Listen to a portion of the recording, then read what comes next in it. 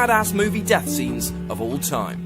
Number 10. The Exploding Shark, Jaws. Jaws is and was the quintessential summer blockbuster and still holds up as an exciting, terrifying disaster movie. It's a testament to the film's overall excellence that, even after witnessing the antagonist shark meet its maker, so many viewers were still afraid to swim in open waters for years after watching this movie. By the end of the film, we'd already gone through the trauma of watching everyone's favourite grizzled sea captain Quint get horrifically devoured by the monstrous shark, and so there was a deep yearning to see this finned fiend fricasseed. So enter Brody's ingenious last-ditch effort, stuffing a scuba tank into the shark's mouth before blasting it with a rifle and thus exploding the shark in a glorious and goriest fashion that was just what the doctor ordered. Number 9. This is from Matilda, Leon the Professional. There's very little about the professional that isn't badass, whether it be Natalie Portman's stellar breakthrough performance or Gary Oldman's psychotic baddie. Therefore, it's no surprise to note that it contains one badass of an ending. Professional hitman Leon has spent the entire film as 12-year-old Matilda's protector, saving her numerous times but also teaching her to survive for herself.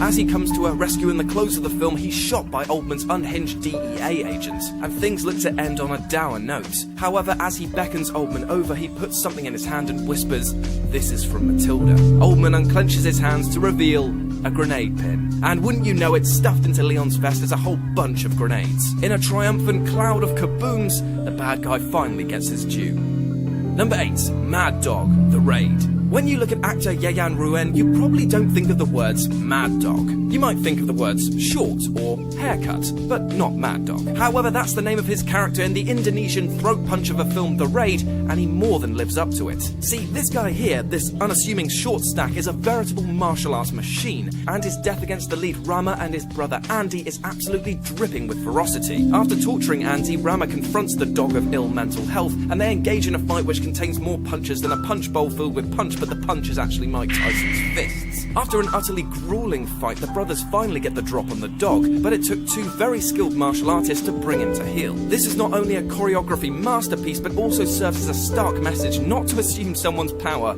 based on their size alone. Number 7. Thumbs Up, Terminator 2 Judgment Day. If you have a heart, a brain or a pulse, you probably enjoyed Terminator 2. It's easily the greatest installment of the franchise, and a big reason for that is its expert blend of action, drama and social commentary. That last part is actually quite easy to forget, especially when you're watching robots fight to the death. But underneath all of the explosions and time travel mythology, there's a very introspective story about human nature and mortality, which is best exemplified by the T-800 self-sacrifice at the end of the film. The best way to protect John Connor is by ensuring that Skynet isn't allowed to happen. And since the T-800 is a product of Skynet, he must destroy himself. The problem is that John has formed an intense bond with this Terminator, and he's not ready to lose his friend and father figure. When John reluctantly says goodbye and the Terminator is being slowly lowered into a pool of molten steel, the moment is both super depressing and inconceivably badass, especially that final thumbs up. Number 6. Inigo Montoya, The Princess Bride. You know the line. Even if you've never seen The Princess Bride, you know that line. Sure, this is a comedy, but that doesn't make this scene any less gratifying. After being stuck with a knife and appearing as though he'll never get revenge against the man who killed his father, the aforementioned line acts as a sort of rallying cry, bringing him from the brink and giving him the strength to battle against the six-fingered man. The dialogue between them is intense. Offer me money. Slash. Power 2. Promise me that. Slice. Offer me everything I ask for. And then, when his enemy relents, offering feebly anything you want and more, he delivers the death blow along with the line, "I want my father back, you son of a bitch." Absolute badass.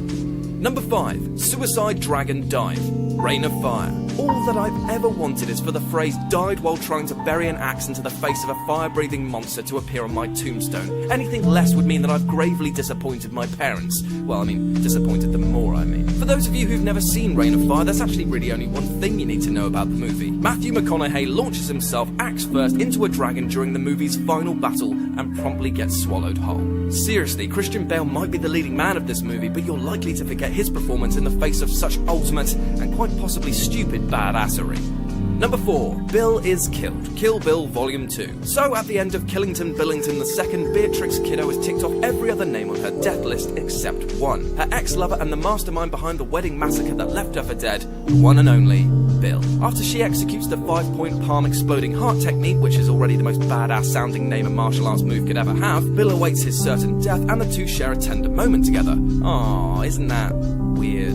It's a strange moment which reminds us that they did care for one another a great deal once. But then we remember the wedding day massacre and suddenly his garden shuffle seems much more rewarding. Number 3. Part of the thing, the thing. Now excuse me if that intro sounds super vague, but I'll get to it. Sometimes a death scene doesn't need to be all about the build-up, as is proved in John Carpenter's classic remake of The Thing. This film is balls-to-the-walls tension, centering around a group of Antarctic workers who are never sure if the person next to them is a terrifying alien masquerading as their friends. The Thing is a perfect predator, often hiding in plain sight, while in other instances biding its time until the most opportune moment. Now this death scene is odd, as it's not really the death of the Thing itself, but one of its many extensions. After Norris seemingly suffers a heart attack, Dr. Cooper attempts to revive him, only to have his arm significantly shortened by a chest mouth which could quite frankly do with a good floss. As Norris's body begins to mutate, we are subject to some of the best animatronic work in cinema history, and it's utterly terrifying. Just look at this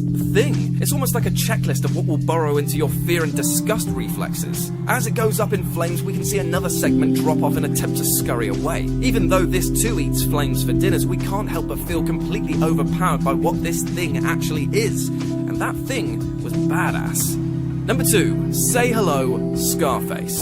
This scene, this f***ing scene, it's got everything you need from a badass ending and more. The awesome setting, the amount of blood, and the amazingly loud shirts. Sousa's men are out for revenge and assault Tony's mansion en masse. After gunning down his guards, they position themselves outside the Cocaine King's office. And what follows next is the perfect visual metaphor for outnumbered but never outgunned, as Tony picks up an M16 complete with a fashionable grenade launcher and blasts his way back out. After taking multiple bullets and screaming for more punishment, it takes a double barrel from what looks like the Terminator to finish him off. As he falls into the pool and tinges the water with his blood, we're left thinking about how amazing that ending was. True, he was a deplorable man, but in some ways, we all still wished he'd survived.